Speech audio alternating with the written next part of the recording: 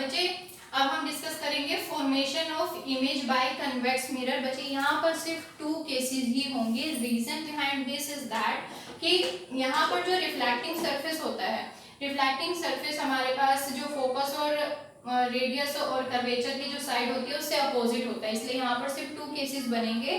First one is object at infinity and second one is object between infinity and the pole, because बाकी सारी जो conventions हैं, इसके जो डायमेंशंस हैं वो अपोजिट साइड में हैं रिफ्लेक्टिंग सरफेस के। ठीक है, देखिए फर्स्ट है, अब सपोज कर लिया हमने कि जो ऑब्जेक्ट एट इंफिनिटी है वो काफी दूर है, उसके ऊपर जो भी वहां से जो भी लाइट इमिट हो रही है, इंसिडेंट हो रही है, पहले तो हमने उसको वर्चुअली लेट किया है यहाँ पर, उसके बाद हम उसको लेट कर रहे हैं कि वो फॉल हो रही है रिफ्लेक्टिंग सरफेस पे। आपको बताया था कोई भी रे जब प्रिंसिपल एक्सिस के पैरेलल इंसिडेंट होती है तो वो फोकस से पास ऑन होती है, बट यहाँ पर क्या है, फोकस हमारा अपोजिट साइड में रिफ्लेक्टिंग सरफेस के बिहाइंड द मिरर है। तो हमने लेट कर लिया कि सपोज कर लिया कि वो अपीयर टू मीट होगी एट द फोकस। ठीक है, तो वो अपीयर टू मीट अगर फोकस पे होगी, फिर वहां से रिफ्लेक्टिंग बैक होगी, तो यहाँ पर उसकी रिफ्लेक्शन दिखाई गई है और जो बिहाइंड द मिरर दिखाई गई है वो वर्चुअली बताई गई है कि फोकस पे आ रही है। सेम है, ऑब्जेक्ट को काफी बड़ा हमने सपोज किया हुआ है, तो यहाँ पर भी लाइट जो जा रही होगी प्रिंसिपल एक्सिस के पैरेलल में वो फोकस पे मिलती हुई दिखाई देगी। तो जब दोनों ही रिफ्लेक्टिंग सरफेस हमें फोकस पे मिलते हुए दिखाई दे रहे हैं, इसका मतलब जो हमारे ऑब्जेक्ट की इमेज है वो फोकस पे डिमिनिश हो गई, पॉइंट साइज हो गई। कैसे हो गई? एट द फोकस बन रही है, बिहाइंड द मिरर बन रही है। बिहाइंड द मिरर वर्ड हम तब यूज करते हैं बच्चे जब हमारे जो ऑब्जेक्ट की इमेज है वो रिफ्लेक्टिंग सरफेस से अपोजिट साइड में बनती है। पॉइंट साइज है क्योंकि यहाँ पर कोई साइज तो हमें दिख नहीं रहा है, और वर्चुअल एंड इरेक्ट है क्योंकि हमने सपोज किया है कि वो जो लाइट है वो यहाँ पर आके इस तरीके से मीट कर रही है। ठीक है, उसके बाद अगर object between infinity and pole है, ये भी हम सपोज ही कर रहे हैं बिकॉज इंफिनिटी के बीच में तो हम इंफिनिटी पे तो सपोज ही नहीं कर सकते कि इतना ज्यादा डिस्टेंस है।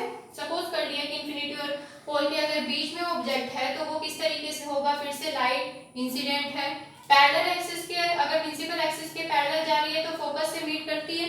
ठीक है, फोकस से मीट करती हुई अपीयर कर दी हमने। सेंटर ऑफ कर्वेचर से अगर पास ऑन हो रही होती है तो सेंटर ऑफ कर्वेचर वाला पाथ ही रिट्रेस कर लेती है, वही पाथ रिट्रेस कर दिया। दोनों ही सिचुएशन में जो रिफ्लेक्टिंग लाइन थी वो कहाँ पर मिलती हुई दिख रही है हमें, पी और एफ के बीच की जो पोजीशन है वहां पर मिलती हुई दिख रही है, और जो हमारे पास ऑब्जेक्ट का साइज है वो छोटा आया है, वर्चुअल एंड इरेक्ट आया है। ठीक है, तो यहाँ पर क्या लिखा, जो ऑब्जेक्ट की सिचुएशन, इमेज की सिचुएशन है वो क्या है, between P and F suppose किया है, बिटवीन पी एंड एफ बच्चे हमने डिमिनिश है, साइज जो बड़ा था छोटा आ गया, इसलिए डिमिनिश वर्ड यूज किया गया है। वर्चुअल एंड इरेक्ट वर्ड हमने आपको बताया था कि वर्चुअल एंड इरेक्ट हम कब यूज करते हैं, जब रिफ्लेक्टिंग सरफेस से दूर बनती है किसी भी ऑब्जेक्ट की इमेज। देखिए बच्चे अब हम डिस्कस करेंगे uses of concave mirror. Uses of concave mirror कहाँ यूज होता है बच्चे? कनकेव मिरर टॉर्चेस में यूज होता है, search lights as reflector to spread light over longer distances. जो सर्च लाइट होती है बच्चे, ऑब्वियस है कि जो हमने सर्च लाइट जब हम उनको स्प्रेड करते हैं तो वो जो लाइट होती है वो काफी हमारा वाइडर व्यू हमें शो करती है। Used by dentist to see the back part of the teeth. अब हमारे जो टीथ के बैक पार्ट होते हैं वो इतनी इजीली तो दिख नहीं सकते हैं, इसलिए जो कनकेव मिरर होते हैं वो इस टाइप के मिरर होते हैं जो हमारे टीथ के बैक पार्ट को इजीली शो कर देते हैं और काफी वाइड शो करते हैं।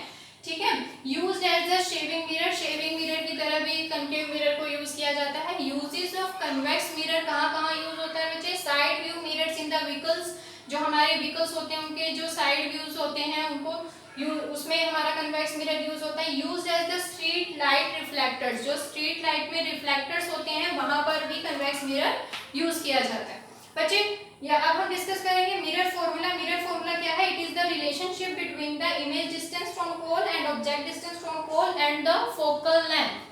ये कैसे लिखा जाता है? 1/v plus 1/u is equal to 1/f, where v represent the image distance from pole, u represent to the object distance from pole and f तो आपको पता ही है कि focal length को represent करता है। मैग्निफिकेशन क्या होता है बच्चे? Magnification is represented by m, it is the ratio of height of the image to the height of the object. h dash height of the image upon में h height of the object. और अगर हमें object distance और image का distance given है तो हम magnification को रिप्रेजेंट कर सकते हैं -b अपॉन में u। आई होप बच्चों आपको ये सब क्लियर हो गया होगा। Thank you.